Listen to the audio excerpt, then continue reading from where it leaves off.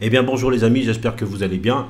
Je vais vous parler de Ellis Network, ça fait longtemps que je n'en ai pas parlé, vous savez, pour ceux qui me suivent, que c'est un projet qui me tient à cœur. Ça fait de longues semaines que je suis dans la communauté Ellis Network sur le Discord, je participe au testnet et justement on vient juste de terminer la phase 1. Donc elle est finie, on va bientôt attaquer la deuxième phase avec des nouvelles fonctionnalités. Donc il y aura le leverage LP, le perpétual. Alors ce qui s'est passé, c'est que la team a mis en testnet justement cette nouvelle fonctionnalité leverage LP. Ça s'est mal passé, les TX ne sont pas passés. Donc il y a eu des problèmes au lancement, donc ils ont arrêté tout simplement.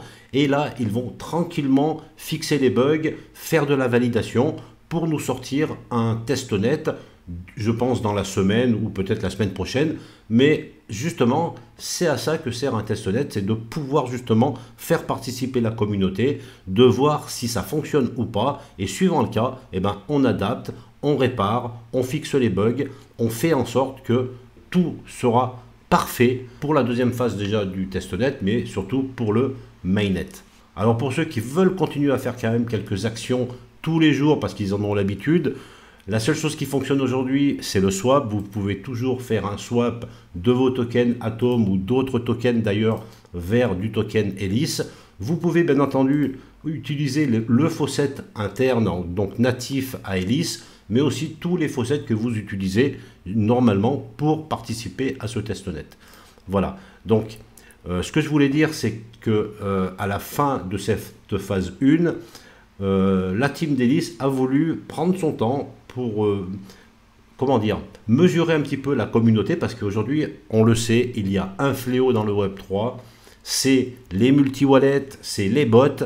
Donc il faut à tout prix réussir à trouver des moyens de combattre justement ces tricheurs, parce qu'un bot ou des multi-wallets trichent par rapport à un utilisateur qui va utiliser qu'un seul wallet et faire ses actions normalement. Donc il y a eu plusieurs façons de déterminer si vous êtes, donc il y a deux cas, il y a deux tableaux finalement. Un, vous êtes un vrai utilisateur, ou en deux, vous êtes un Sibyl. Voilà, il n'y a pas une troisième et il n'y a rien entre les deux. Alors ça s'est fait de façon automatique, donc ils se sont servis de plusieurs critères. Il y a les adresses IP, mais il y a aussi les réseaux sociaux. Est-ce que vous êtes actif sur les réseaux sociaux? Il y a des protocoles aussi qui mesurent votre activité, comme BonusBlock, mais aussi d'autres protocoles. Donc ils ont tout mis ça dans un checker et ça leur a sorti donc deux cas. Soit vous êtes un vrai utilisateur, soit vous êtes un Sibyl. Alors si actuellement vous faites partie de cette liste Sibyl, on va voir la liste après.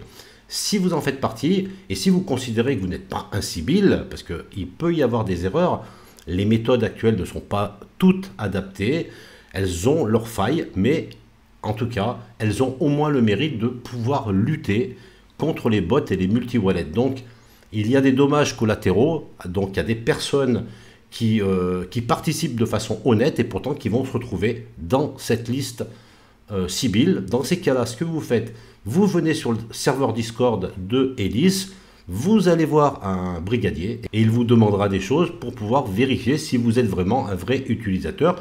Et si vous arrivez à le convaincre, et bien tout simplement vous repasserez du côté de la liste des vrais utilisateurs. Donc cette liste, on peut la voir ici, je vous la montre directement. Donc je vais m'enlever, même si je pouvais rester, de toute manière je vais rester ici. Voilà, donc vous avez un onglet des vrais utilisateurs, vous avez un onglet des Sibyl, donc il suffit de chercher votre adresse Ellis. Donc c'est assez simple, hein. Donc bien sûr vous n'allez pas regarder toutes les adresses qui sont là, vous allez tout simplement faire un CTRL F sur le fichier. Ensuite vous allez copier votre adresse Ellis, hein, donc je vais le faire même devant vous. Ensuite voilà, donc elle est ici, je copie, je vais coller mon adresse ici. Alors j'étais sur les Sibyl, donc je ne suis pas Sibyl, c'est une très bonne nouvelle. Je vais aller dans les utilisateurs, dans les vrais utilisateurs. Donc je vais de nouveau coller mon adresse. Et voilà, et vous voyez, vous pouvez voir directement où vous êtes. Donc là, ça va vous donner quelques indications, vous verrez par vous-même. Hein, c'est le numéro, donc le rank, ici en premier.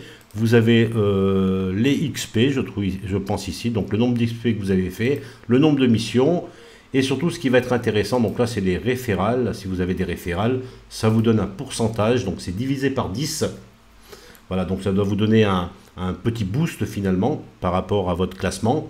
Et là, vous avez ici, si vous êtes tiers numéro 1 ou tiers numéro 2, qui va déterminer le NFT que vous allez recevoir. Alors, bien sûr, le tiers numéro 1 est un NFT qui sera meilleur que le tiers numéro 2.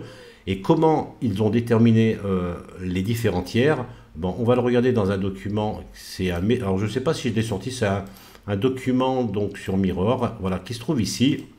Voilà, donc on peut voir ici qu'ils sont fiers d'annoncer les critères du tout premier airdrop pour les participants du testnet. Donc, c'est encore une fois la première phase. Donc, il y a des NFT qui seront distribués. Donc, il y a une phase d'appel qui va durer 2 semaines. Si vous n'êtes pas d'accord avec le classement, vous pouvez toujours faire appel, justement. Mais ça se termine le 19 juillet, donc c'est bientôt. Donc, prenez connaissance de ce document, de cette liste. Et si vous avez des choses à faire valoir, vous, encore une fois, vous venez sur le Discord et vous échangez avec un brigadier qui pourra remonter votre dossier et prendre une décision. Voilà, donc...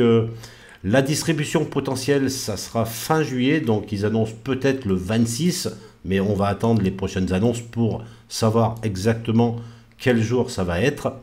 Alors pour les tiers, c'est ce qu'on voit ici. Donc le tiers numéro 2, ça sera un minimum de 95 interactions en chaîne. Et le niveau 1, ça sera 195 interactions en chaîne. Alors pour avoir ces interactions, en fait, vous pouviez faire... pendant le test numéro 1, 3 actions par jour. Et bien, en fait, c'est toutes les actions que vous avez fait pendant tout le déroulement de cette phase. Et si vous êtes en dessous de 195, vous serez donc en tiers 2. Et à partir de 195, c'est du tiers 1. Alors, au niveau des annonces communautaires, en tout cas, il y a un engagement communautaire. La team de Hélice est en train de repenser la structure de la communauté. Vous savez qu'aujourd'hui, il y a le rôle cadet, qui est un rôle qui est assez demandé. Et il y a aussi le rôle de brigadier. Brigadier, c'est plutôt un rôle de personnes qui vont promouvoir le projet à l'extérieur de la communauté. Donc plutôt des influenceurs ou des gens qui ont des gros comptes sur Twitter, par exemple. Donc c'est pour donner de la visibilité au projet et attirer du monde, justement, par ces brigadiers. Ils ont annoncé qu'un nouveau rôle qui va s'appeler le rôle de major va venir s'intercaler justement entre ces deux rôles, entre le cadet et le brigadier, qui va permettre de donner un petit peu plus de responsabilité, entre guillemets, à des utilisateurs, à des cadets actuels, qui vont pouvoir aussi aller promouvoir tout simplement le projet dans des Discord, sur des comptes X, dans des Spaces, parler autour d'eux tout simplement du projet Hélice Network. Aujourd'hui, vous pouvez aller sur des Discord, il y a souvent un canal qui va être réservé peut-être à Hélice, donc allez dans ce canal pour aider les utilisateurs, amenez-les dans le serveur Discord de Hélice, voilà, donc vous pouvez ramener du monde, ou alors dans le salon général, vous pouvez parler de ce projet Hélice, donc comme ça vous intéressez du monde, vous en parlez, vous expliquez à quoi ça correspond, et vous pouvez comme ça promouvoir à votre niveau le projet Hélice Network. Voilà. Il y aura une annonce, peut-être un document à remplir pour les plus motivés, et pourquoi pas avoir ce rôle majeur, si vous êtes en tout cas motivé, et si vous aimez ce projet Hélice Network, si vous y croyez aussi.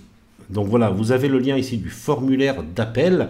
Donc si vous êtes dans une situation que vous trouvez injuste, alors que ce soit le tiers 2, vous estimez avoir le tiers 1, ou alors vous êtes civil et vous ne l'êtes pas, et bien vous avez le formulaire qui se trouve ici.